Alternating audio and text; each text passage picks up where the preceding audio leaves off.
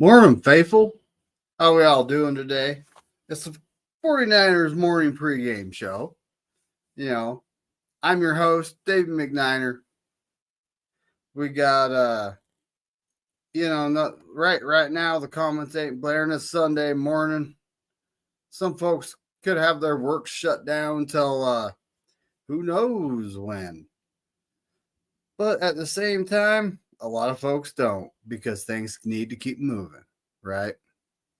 But here we are, it's the morning.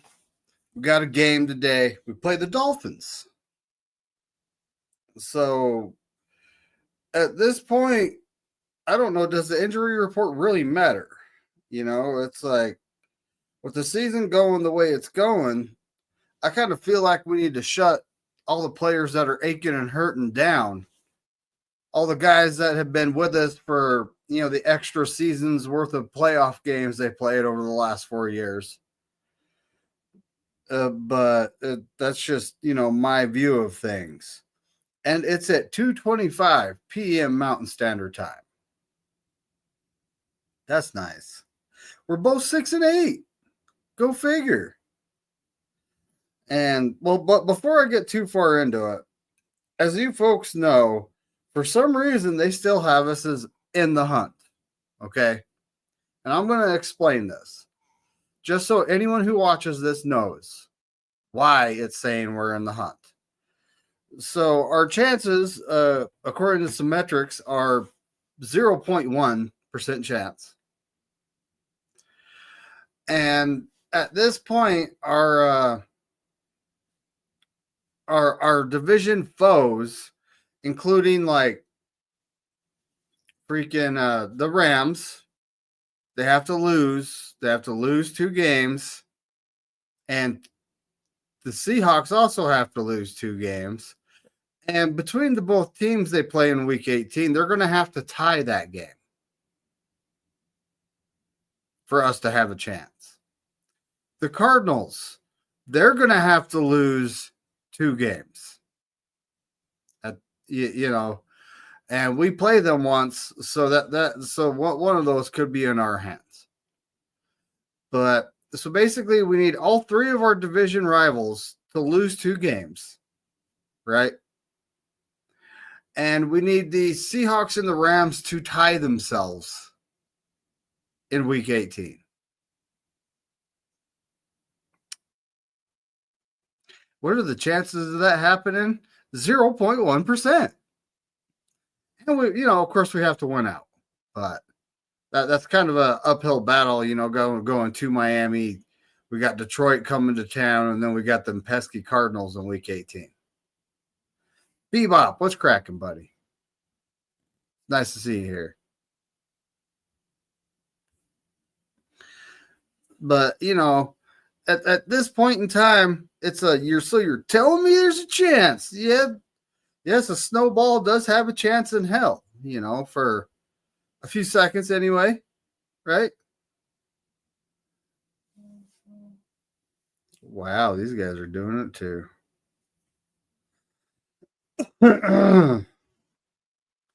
So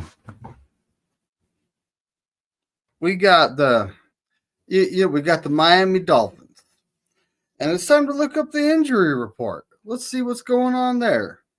Does it really matter? I mean, I'm not gonna lie. Does it really matter? Wow, that's an old one. I know we placed. So this is December 20th. This was the last report, and it was 2 days ago. So this is Friday's injury report. Trent Williams listed as out. It says ankle. And it's like, just hold him out for the rest of the season. Maybe even send him in for a cleanup surgery, like right now. That way he has a little more time to heal before OTAs and minicamp ramps up. Bosa, hip oblique, questionable, but if he's gonna, if he can play, he's gonna play. That's Bosa. That's how he is. Greenlaw, it says questionable, and he saw some soreness, going on in his leg, which I've seen reports that say we shouldn't be concerned about it. I am concerned about it because he steps foot on the field, and I mean he's one of the biggest difference makers on our defense. Robert Bill Jr.'s status is questionable. That guy hardly even hits the game.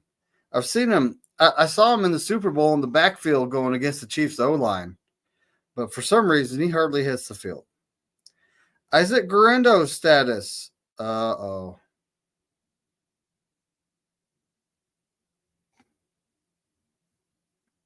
I don't know if you folks are ready for this. Isaac Guerendo's status. Out. Oh, man. Yeah, that's a blow right there. Ben Barch was put on injured reserve, and he had a good game. I'd like to see more out of him. Maybe we can bring him back next year, right? Greg Odom, the safety, is on injured reserve. I don't mind that at all because our special teams, minus last week, has been hot garbage. Jordan Mason, injured reserve. That's a hit. Kevin Givens, interior defensive tackle, who's having the best season of his career, is on injured reserve. Christian McCaffrey, injured reserve. Feliciano.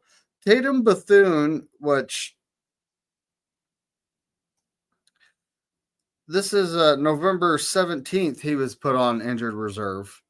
And this is a guy we could really use right now, especially with Campbell deciding to quit on the team.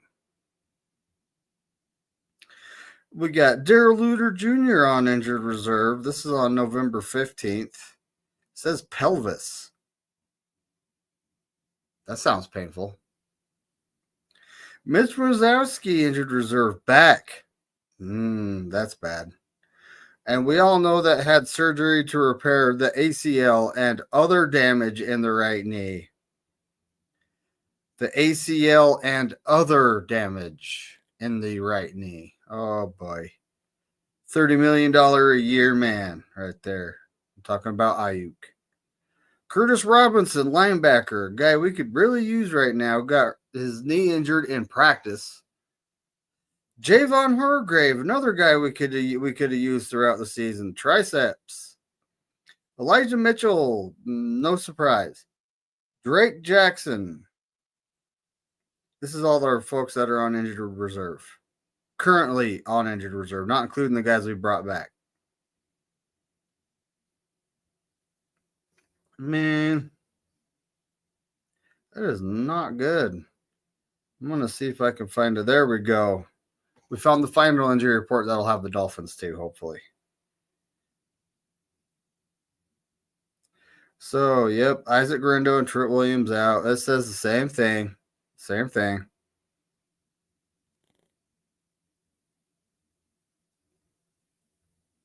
So, doubtful. Dwayne Eskridge, wide receiver, knee. And Jalen Waddle, knee. Ooh, Jalen Waddle's a good wide receiver, but I've never even heard of this Eskridge guy. Questionable. Tackle, Taron Armstead, the longtime New Orleans Saint. Linebacker, Bradley Chubb. Linebacker, Cameron Goody. Wide receiver, Tyreek Hill, wrist. Not injury related. Personal matter. Not injury related. Resting player. That's a lot of designations for one guy. Personal matter. Do you have to go to court and, actually start paying child support for all the... Oh, I said that, didn't I? So, at this point, that's the injury report. Everybody else we can expect to be playing. We have a plethora of injuries throughout the season. It's not as bad as 2020. We actually had 70 games missed by Pro Bowlers. This year, I believe there's it's somewhere around 45. So it's not going to be as bad as 2020, but it has been this bad. Ayuk does not count as one of these guys, though, because he was a second team All-Pro, but he hasn't made a Pro Bowl yet. So he does not count on that list. the games he's missing. We have a lot to do, a lot of work to do moving forward, a lot of work to do in the offseason to get to right the ship and get back to what we were. A lot of people are like blaming all these losses on the defense. What's the defense supposed to do? Hold them to 3 points? The offense ain't producing. We're almost last in the league into the red zone. Yeah, yards per game, we're doing pretty good there, but we get to the red zone, all of a sudden it stops. Need to score more points than the other team. That's how this works, folks. Our defense has all season long, they've had a couple poor games, but the rest of the season, those were all winnable games if our offense actually scored. Daredome, what's up, buddy? I'm going solo right now because, it's just the way it is. Bryant has to work. It's the Christmas season. He's a busy guy. So, we got Rising Rhino. What's up, man? What's going on, buddy? Hey, thanks. I actually have a Frank Gorin, and I've been trying to get this guy from Facebook Marketplace to meet me to get this Steve Young jersey I found. So, I typically don't get jerseys that are current players on the team. But at the same time, like George Kittle's earned it. He's earned it. I'm probably going to get a Kittle jersey. He's earned the right. 100%. Oh, Don Dotson in the building. What's cracking?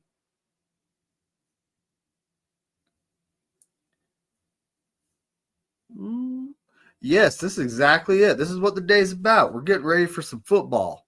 Well, now that everyone's here, I'm going to explain this one more time. Our playoff chances. All right. 0.1%. So a snowball's chance in hell. All right. Y'all ready? The Rams need to lose twice. The Seahawks need to lose twice. The Cardinals need to lose twice. We need to win all 3 games. And now comes the craziest thing that needs to happen. The Rams and the Seahawks need to tie in that Week 18 matchup.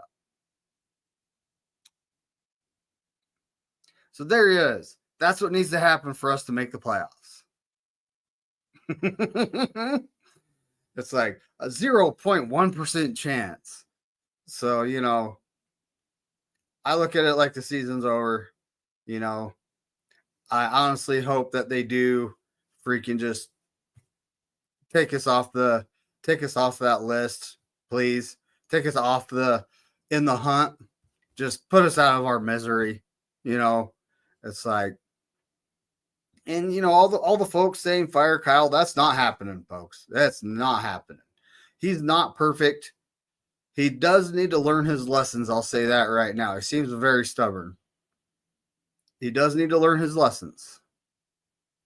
Get better, move forward. That's what everyone's supposed to do in life. Am I wrong? And at this point, like Deebo Samuel, I don't know what's happened to you, man. But I was actually looking, and I think you're third on the team in touches over the course of the season. So please stop saying I'm not getting the ball, because you are. You are. You're getting your chances. It's just when you're covered like a blanket by the wide receiver by the cornerback, because you can't, get open. That's kind of a you problem.